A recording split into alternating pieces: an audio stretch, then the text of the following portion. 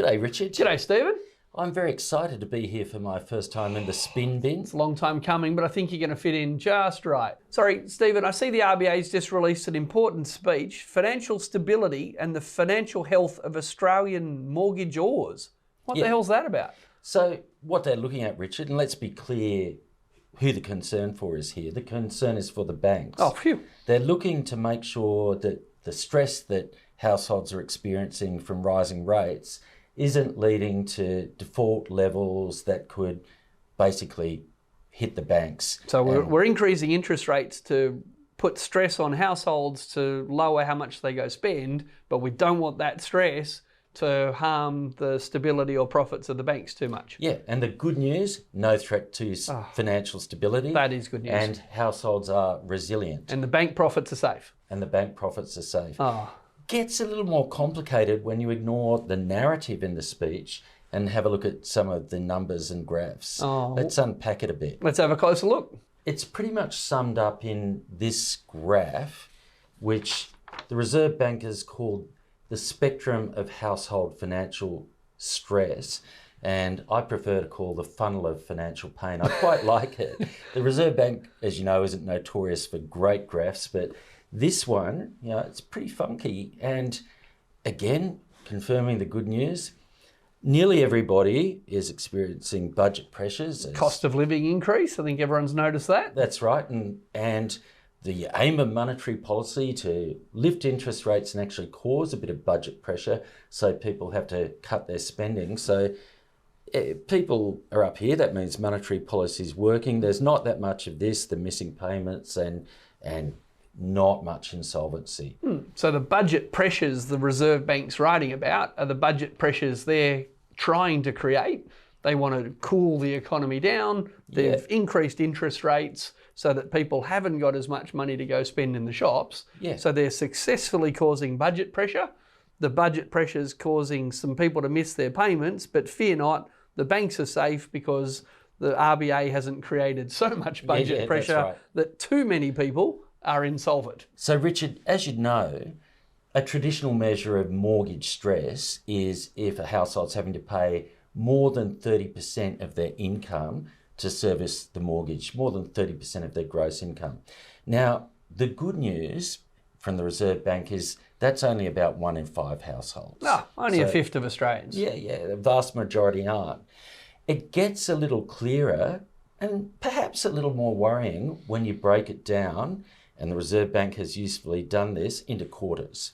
So if you look at the bottom quarter of people with a mortgage, households with a mortgage, and they earn up to $105,000, you got more than 40%, getting towards half, who are in this mortgage stress.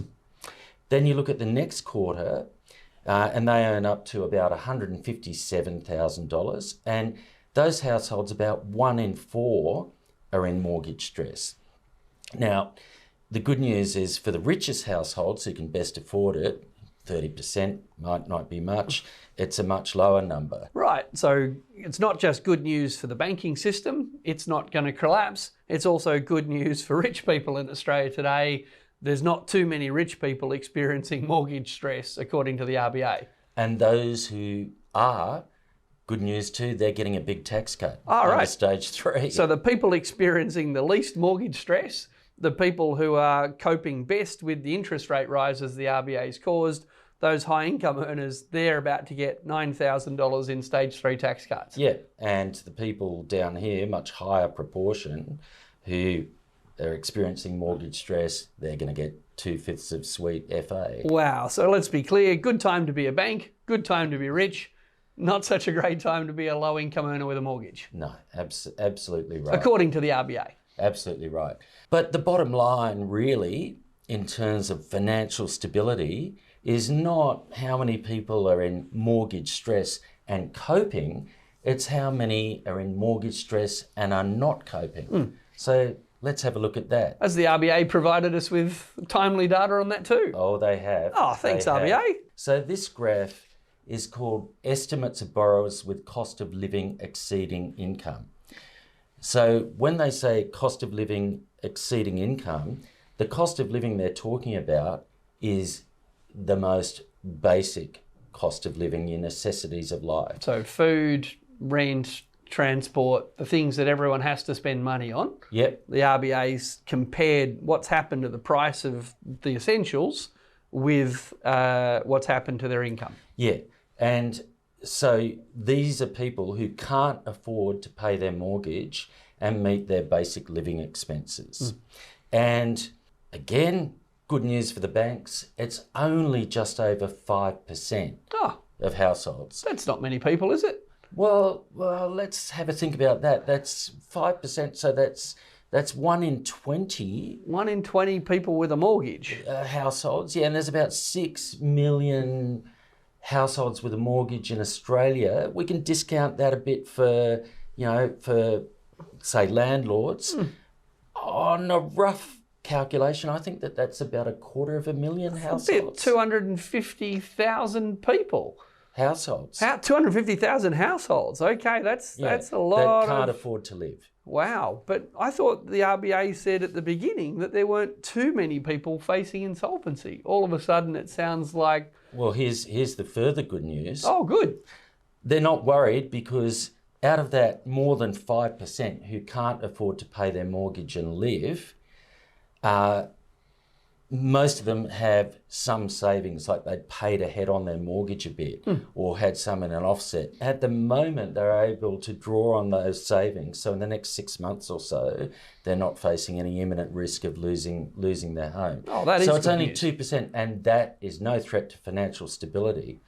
But again, it's these pesky quartiles. It's this pesky situation where you break it down into groups from the lowest to the highest income earners. And if we do that, these saps down the bottom who are on incomes of $105,000 a year or less, well, 13% of that group can't afford to live and pay the mortgage. Wow, they should get better jobs. They should. Well, the Reserve Bank says that's part of the good news. That the reason it's not worse is that quite a few people have actually got better jobs or managed to work longer hours, find more hours. Because I look at this graph and the highest income quartile, they're not doing too bad again. They're not doing badly at all. So the solution really here is to have a good job, earn lots of money and get those stage 3 tax cuts next year because you're rich. Yeah. And then the odds of you experiencing this housing stress will be pretty low. Through the prism of financial stability, I think we can agree with the Reserve Bank, Richard, that there's no problem. No, the banks banks doing fine. Good time to be a bank. Good time to be a banker and a good time to be rich. Good time to be rich, good time to be a banker, but low income earners in Australia with a mortgage have seen their real wages fall. They're not going to get much out of stage 3 tax cuts, and they've seen obviously their rents and or in this case their mortgages grow really quite rapidly. So yeah, tough time for them, but RBA is not too worried because the banks are safe. So let's look at it through another prism. Rather than financial stability, let's put a political lens on this. Where do you reckon that these people doing it really tough, can't afford to pay their mortgage and live? I'm going to guess that a lot of the people facing the most mortgage stress live in outer suburban seats around our major capital cities. And I think you'd be guessing right. I'm also going to guess they're the seats that both the Labor Party and the Coalition say they're going to target at the next election. I think you'd be guessing right there too. So that's why, because the major parties are both targeting these middle income earners in outer suburban seats, that's why they're going to spend so much money on the stage 3 tax cuts for high income earners in the inner city seats. That's the bit that I can't get. That's the bit where I'm really struggling.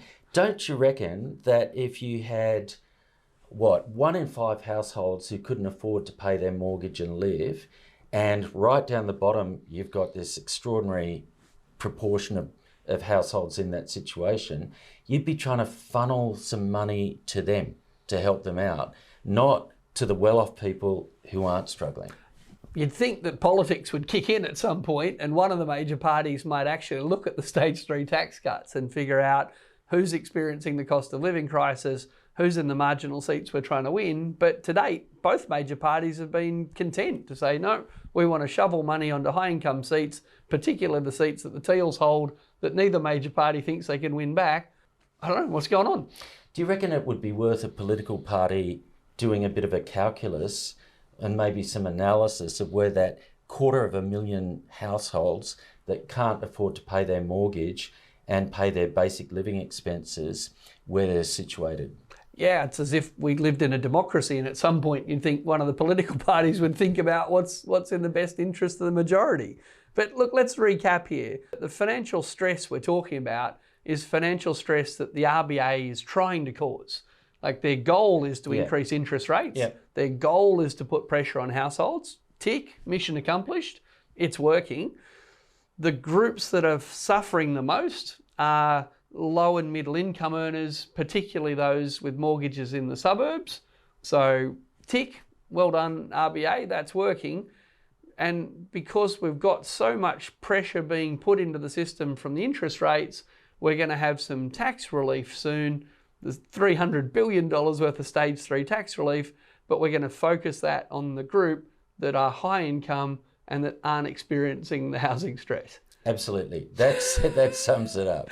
So, can I just chuck in one more thing that I know a lot of orthodox economists are going to say is a pretty stupid remark, but nonetheless, I'll say it. If we've got a system for dealing with inflation that is so class biased that the blunt instrument, we always hear it referred to as a blunt instrument, bludgeons the people who can at least afford it down the bottom, shouldn't we try to find a better way of managing the macroeconomy? You mean not punch down? Yeah. You mean maybe try and collect tax from those that can afford it and provide support to those that are struggling with unprecedented surges in the cost of living? Something like that. Crazy idea. I think it could work.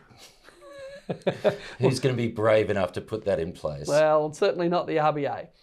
Oh, it's been fun, Richard. I've Thanks, enjoyed Stephen. unpacking that speech. Well, let's do it again too. Excellent.